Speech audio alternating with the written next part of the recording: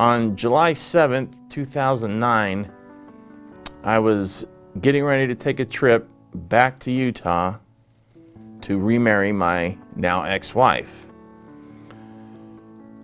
As I was leaving, I had a premonition not to go. I didn't listen.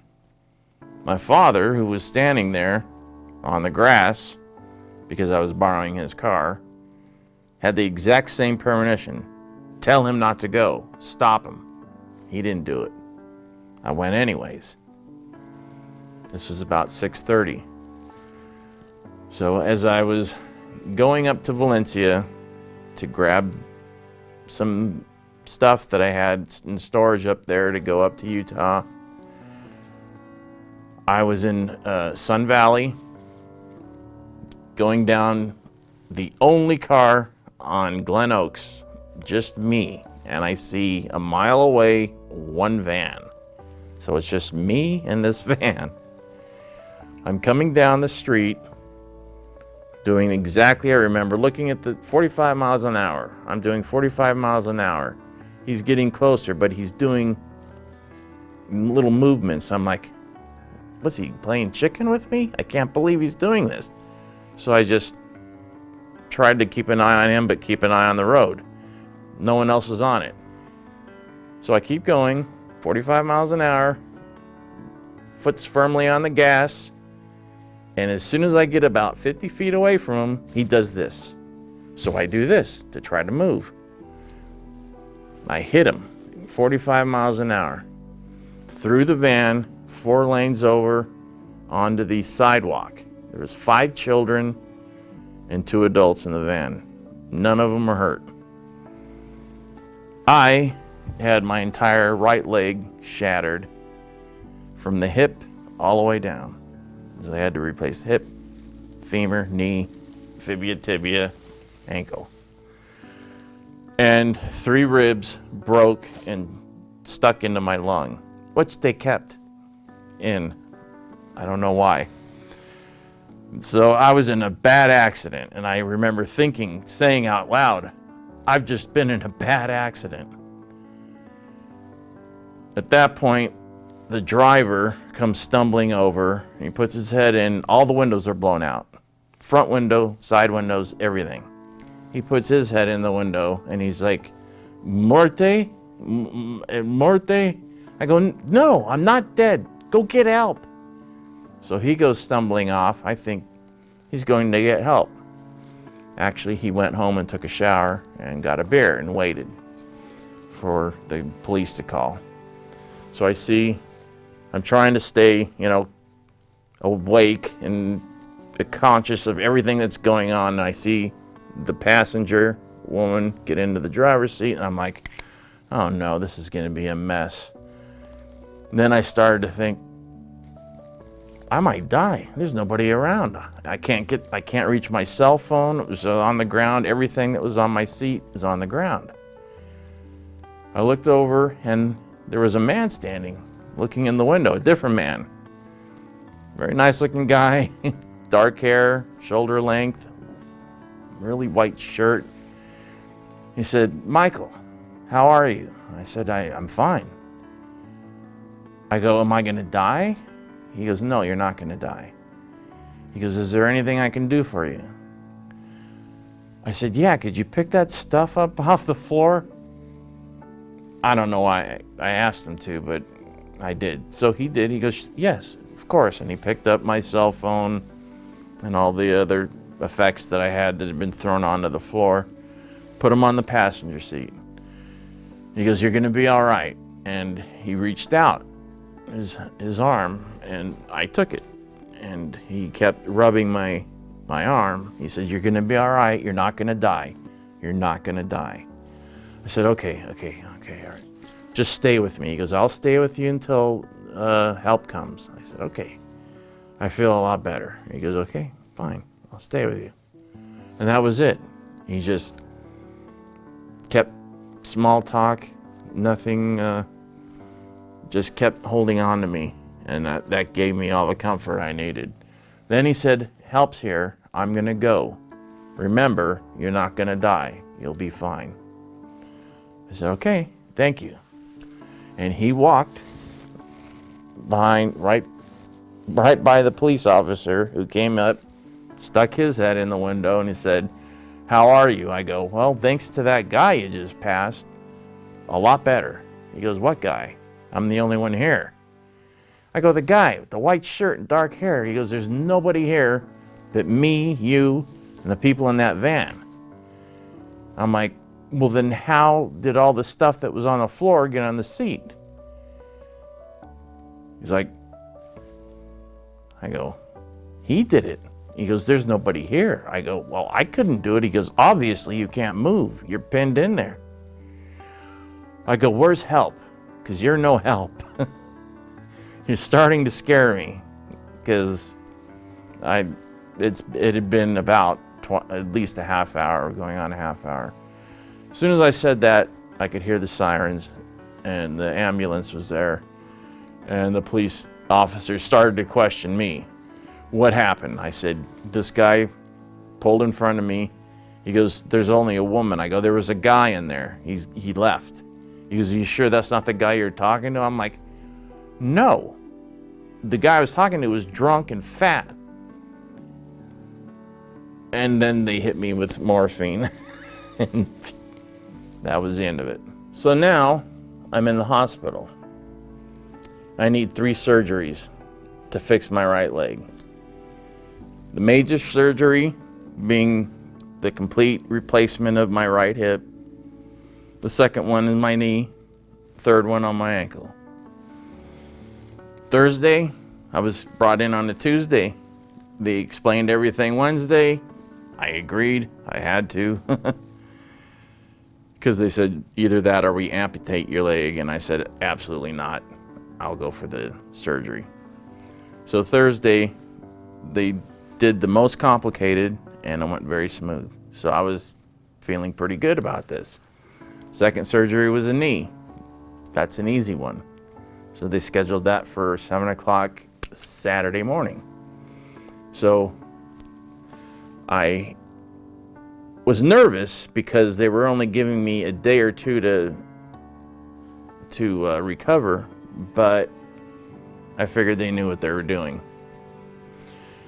Saturday morning, everybody comes in, and the anesthesiologist made a mistake and put on the wrong mask. He was supposed to put one on that would let out any fluids that might come up. He didn't, because he didn't check to see what I ate or when I ate. So that's very important.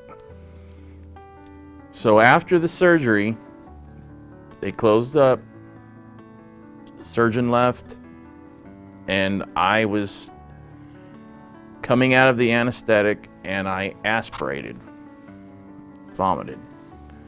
Stayed in the mask, and I sucked it back in, down into my lungs, and they weren't prepared for that.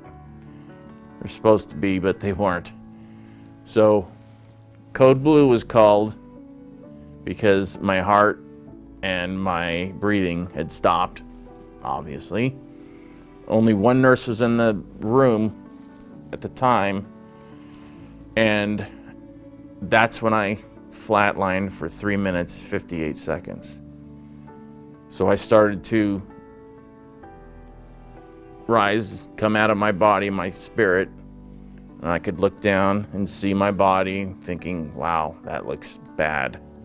But I started to go up in an angle towards the corner of the operating room, which I thought was odd, but that's what happened. And I continued up, and then I looked back again to see if I could see anything, like anybody I knew, but I just saw people running in, and then I was through the ceiling. So I get through the ceiling, and it's pitch black, but I could feel motion, like I was still moving up and moving up. And I couldn't see anything. It was the blackest black I've ever experienced, but I could feel like I was a part of the black, of the area I was in. Like My spirit was a part of this dark matter. So I wasn't afraid, so I knew I wasn't heading anywhere bad. I was just wondering what was gonna happen, because I was told by my friend at the accident I wasn't gonna die. And this looked like death. Right then, my grandfather popped up. This is my father's father. My father was working a lot when I was young. So his father, who was retired at that time, would take me everywhere. He'd take me to baseball games. He'd take me hiking, camping, fishing.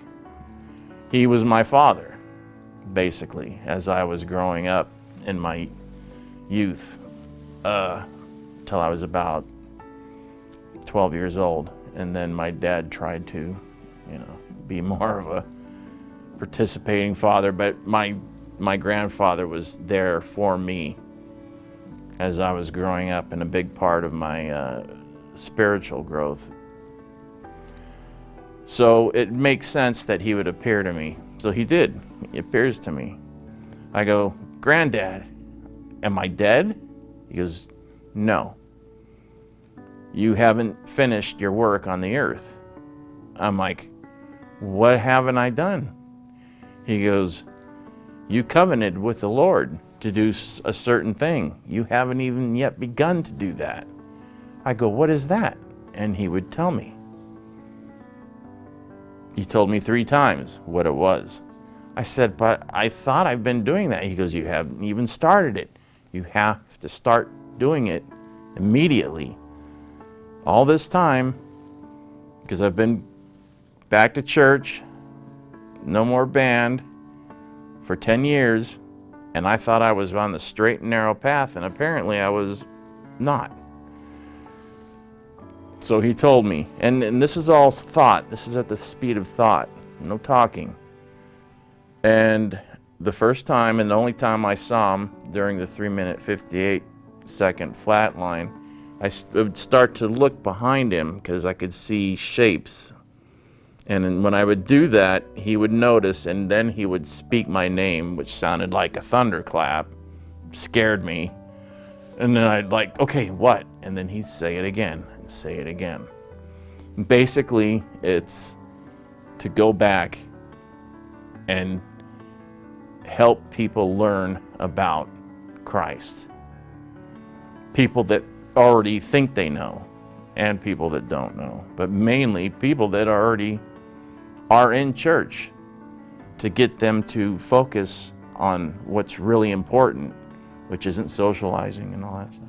It's Jesus Christ. And I'm thinking, you're right, I haven't been doing that.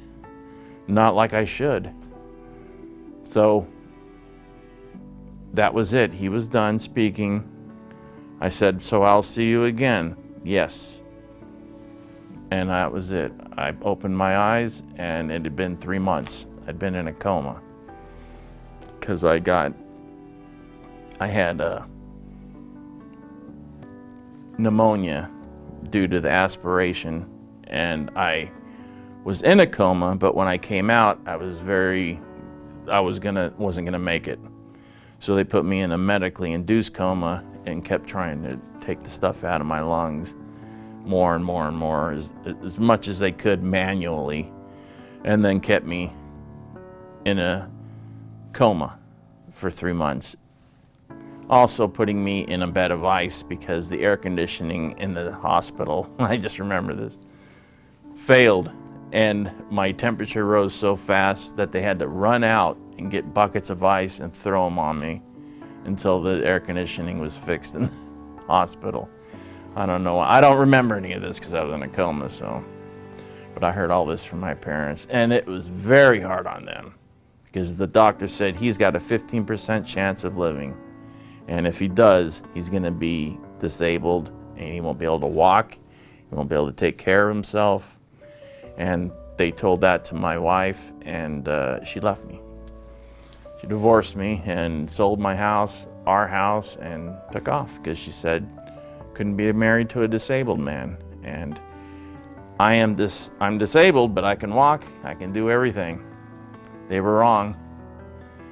And that's why I'm here and able to do these things, because of my faith in Jesus Christ.